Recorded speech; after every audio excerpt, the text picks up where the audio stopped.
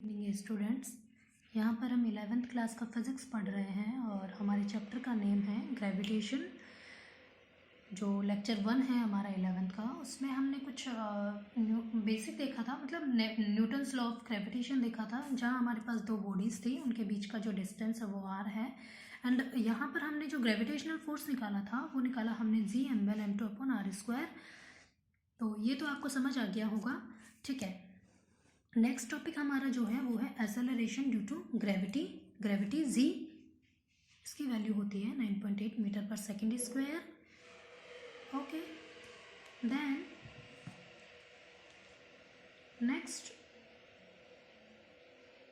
Just 1 minute.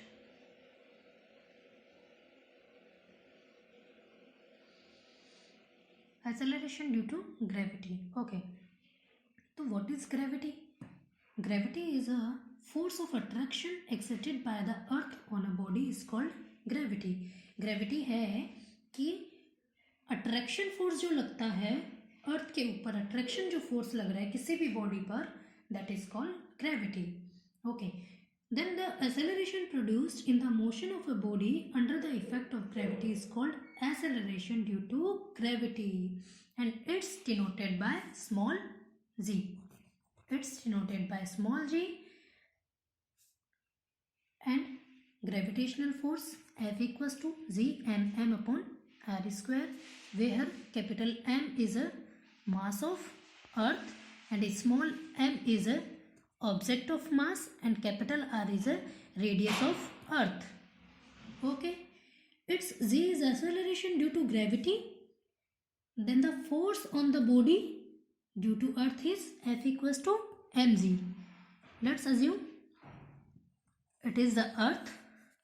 देखिए, ये हमारा अर्थ है, इसका जो रेडियस होगा वो हमने कैपिटल R अज्यूम करा है और जो मास है वो हमने कैपिटल M बोला है। एंड यहाँ कोई ऑब्जेक्ट बैठा है आपका, इस पर जो फोर्स लगेगा, ग्रेविटी फोर्स जो लगेगा वो इसके वेट के बराबर लगेगा और इसका वेट क्या है? mg। ओके, यानी F बराबर क्या होगा? ऑब्जेक्ट का फोर्स, ऑब्जेक्ट पर जो अर्थ जो ग्रेविटी फोर्स लगा रही है वो mg के इक्वल होगा। एंड ग्रेविटेशनल फोर्स क्या है आपका? G(m)m upon r²। ठीक है, so both forces are equal, gravity and gravitational forces. Then hence mg equals to G capital M small m upon r²। Small m से small m cancel, then r बराबर Gm upon r²। Okay, in form of density, अगर हम इसको density की form में लिखते हैं, in form of density, तो density G equals to G upon r²। Mass equals to क्या होता है? देखिए, मास equal to density multiply by volume. Earth क्या हमारा एक स्फेयर है, स्फेयर का वॉल्यूम क्या होता है? 4/3 πr³। ओके, सो मास की जगह रो हमने डेंसिटी अज्यूम करा है एंड वॉल्यूम क्या हो जाएगा? 4/3 πr³। यहाँ पर मास की जगह वैल्यू पुट करिए, rho into 4/3 πr³, G/r²। M की जगह हमने वैल्यू पुट करा रो इंटू 4/3 πr³। ओके, तो G बराबर हमारे पास आया है, ये एक R से दो R कट जाएंगे, r² से r², यहाँ एक कैपिटल R रहेगा हमारा, तो आपका आ जाएगा 4/3 πρ(G)r। यानी जो G है आपका वो डायरेक्टली प्रोपोर्शनल किसके आ रहा है? R के आ रहा है। और इधर लिख लीजिएगा, जो रो है वो है density of earth, density of earth. Okay, ये हमने एक्सेलरेशन ड्यू टू ग्रेविटी देखा। इसमें देख लीजिए, इसकी जो कुछ खास बातें हैं, आपका ये वाला फॉर्मूला बहुत इंपॉर्टेंट है और एक ये वाली चीज़ आपको लर्न करनी है, याद रखनी है ये चीज़ें। नोट लगा के लिखिएगा, नोट लगा के लिखिएगा। First point, G equals to 9.8 metre per second square on the surface of earth. Bracket में लिखिएगा जरूर, on the surface of earth. मतलब जब कोई जैसे ये हमारा अर्थ है और अगर ऑब्जेक्ट हमारा सरफेस पे है, अर्थ के सरफेस पे, तब जाके जी का जो वैल्यू है वो 9.8 हम लेंगे। एंड कैलकुलेशंस जो न्यूमेरिकल प्रॉब्लम्स होती हैं उनमें हम जो जी का वैल्यू है वो 9.8 लेते हैं। Okay, the second point is acceleration due to gravity is a vector quantity and its direction is always toward the centre of the planet. ये तो समझ आ ही गया होगा आपको। अब देखिए हम जो वेरिएशन है वो ग्रेविटेशनल एक्सेलरेशन जी में जो वेरिएशन देख रहे हैं हम एक्सेलरेशन ड्यू टू ग्रेविटी, तो फर्स्ट देखेंगे हम ड्यू टू हाइट। इतनी बात समझ आई है आपको। हमने ये एक्सेलरेशन ड्यू टू ग्रेविटी देखा, यहाँ हमने ये अर्थ अज्यूम करा है, उसके ऊपर ऑब्जेक्ट बिठाया है। ऑब्जेक्ट पर जो फोर्स लग रहा है वो ग्रेविटेशनल फोर्स के इक्वल होगा, दोनों को इक्वल किया और हमने यहाँ से ग्रेविटी निकाला है, ग्रेविटी की वैल्यू निकाली है। मास की जगह हमने mass equals to rho into volume होता है, क्योंकि यहाँ पर अर्थ जो है वो स्फेयर है और स्फेयर का वॉल्यूम 4/3 पाई आर क्यूब होता है। यहाँ पे हमने वैल्यू पुट करके और इस तरह से हमने ये रिलेशन निकाला है। अब हम जो वेरिएशन निकालेंगे वो ड्यू टू निकालेंगे हाइट। वन टॉपिक डाल के लिखिएगा, जो वेरिएशन हम निकाल रहे हैं वो निकाल रहे हैं हम ड्यू टू हाइट। सबसे पहले डायग्राम समझिए। ये हमारा अर्थ है, ये आपका अर्थ है और यहाँ से जो इसका रेडियस है वो आपका कैपिटल आर है। एंड जो ऑब्जेक्ट है आपका वो आपका ऑब्जेक्ट यहाँ पर है, मतलब ये एच हाइट पे ऑब्जेक्ट है आपका। एंड ये टोटल डिस्टेंस जो है वो हमने ले ली है स्मॉल आर। ओके, सो यहाँ पे जो ग्रेविटी लग रही है ऑब्जेक्ट के ऊपर वो जी डैश हमने अज्यूम करा है एंड सरफेस पे जो है वो है जी है।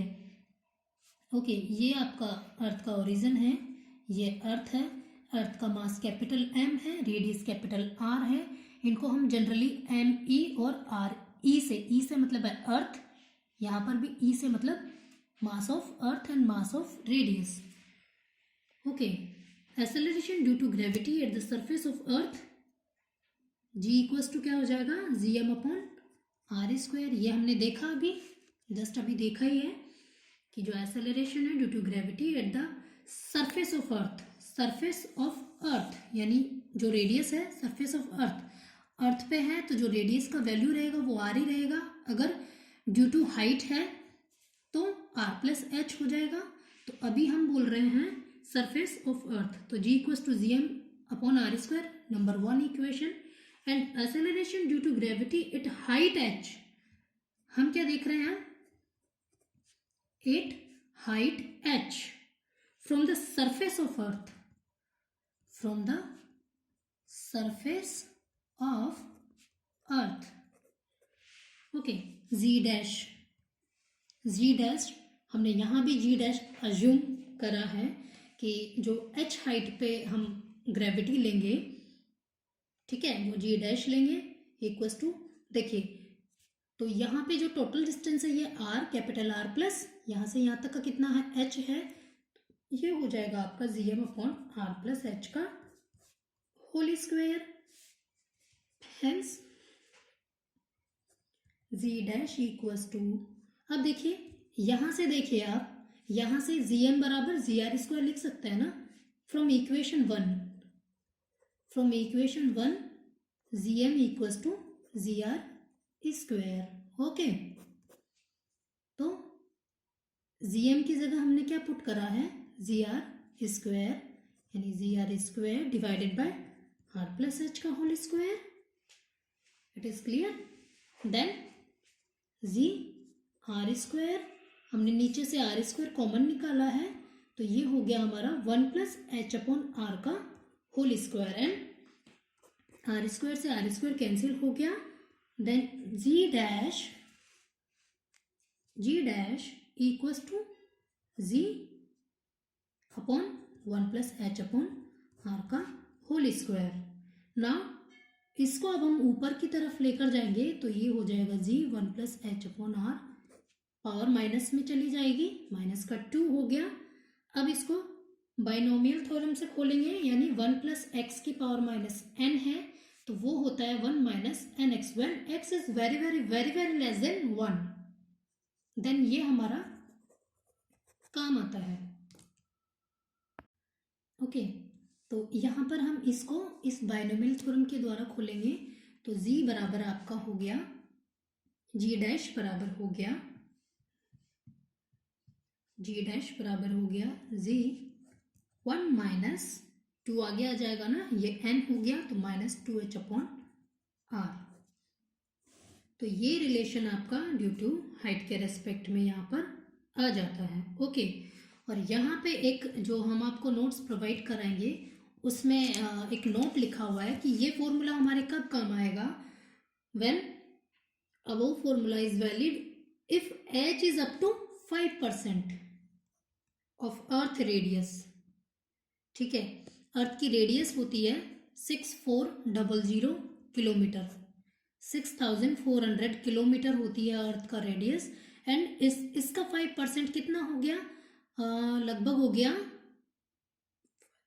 320 किलोमीटर, है ना। तो जब तक रेडियस 320 किलोमीटर के अराउंड वैल्यू गिवन है, देन हम ये फॉर्मूला यूज कर सकते हैं, अदरवाइज हम नहीं करेंगे ये वाला फॉर्मूला यूज, फिर हम कुछ और यूज करेंगे, वो हम आपसे बात करेंगे। इफ h, ओके, ये कब यूज करेंगे, मैंने यहाँ 5% लिख दिया है, जब हमारा रेडियस 5% के अराउंड हो, 5% up to 5%, up to 5%, okay, लिख लीजिएगा up to 5%।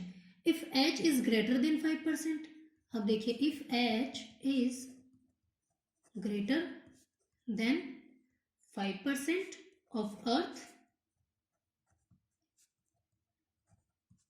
so radius we use only ZH equals to ZM upon R plus H का होल स्क्वायर। तो हम अगर हमारा ग्रेटर देन 5% है तो हम ये वाला फॉर्मूला यूज करेंगे जो कि हमने एक्सेलरेशन ड्यू टू ग्रेविटी के लिए निकाला था।